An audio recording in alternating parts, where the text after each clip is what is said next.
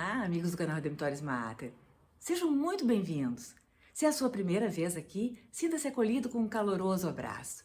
É muito bom estar com vocês todos. Convidamos a conhecerem as playlists do canal, pois todas as postagens são feitas com muito cuidado para os nossos visitantes e membros. E não se esqueçam de se inscrever e de clicar o seu joinha. Isso colaborará muito com o nosso canal e fará com que mais pessoas possam ser alcançadas por aqueles conteúdos que nós aqui divulgamos. Nosso assunto hoje, nessa série sobre a missa e os significados dos seus vários momentos, diz respeito às preces da comunidade.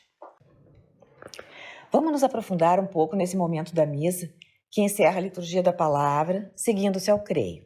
É a oração universal.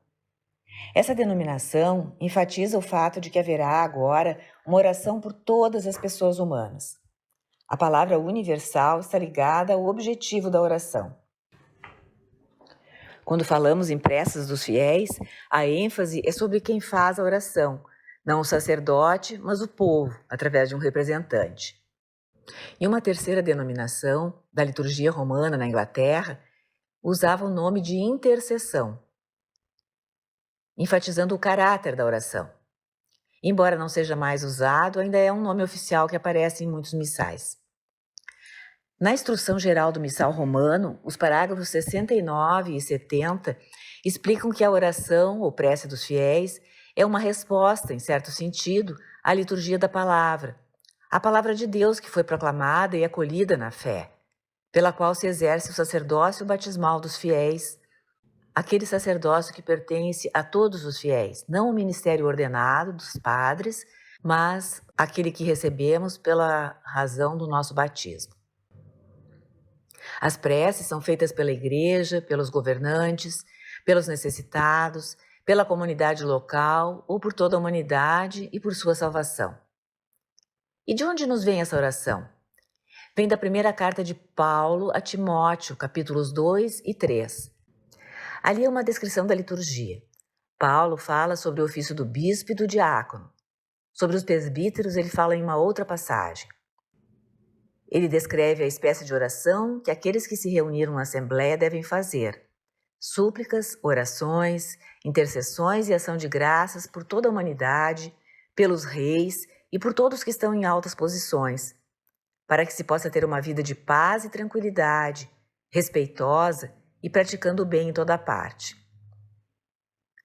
Paulo prossegue dizendo que isto é bom e aceitável diante de Deus, nosso Salvador, que deseja que todos os homens se salvem e acessem o conhecimento da verdade.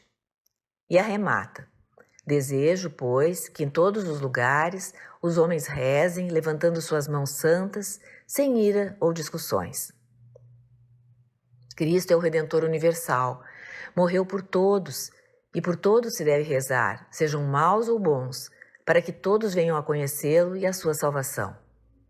Mesmo os perseguidores da igreja, como acontecia na época em que Paulo estava preso e o imperador era Nero, que cometeu toda sorte de atrocidades contra os cristãos, Paulo ensina que todos peçam por todos, crentes ou não, judeus e gentios, porque foram resgatados por Cristo Jesus.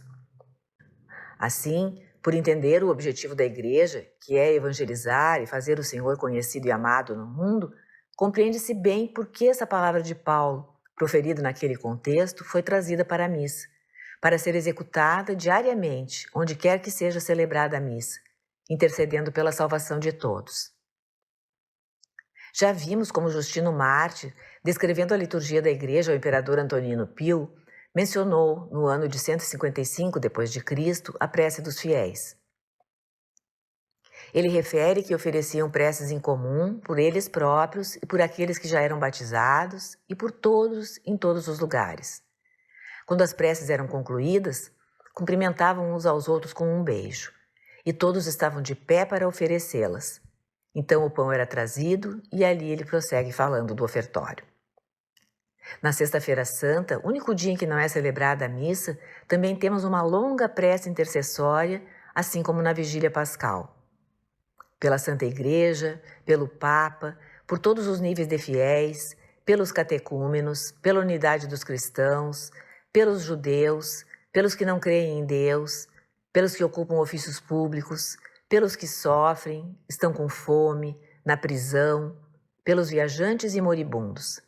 É um vestígio da prece dos fiéis que ficou fora da liturgia da missa na liturgia romana por muitos séculos, como, por exemplo, por ocasião do Concílio de Trento, e retornou com o Concílio Vaticano II, e é por isso que a rezamos agora. A prece dos fiéis traz a liturgia da palavra para a sua finalidade, porque depois que escutamos o Evangelho proclamado e explicado na homilia, respondemos com a fé no creio e exercitamos o nosso sacerdócio batismal intercedendo.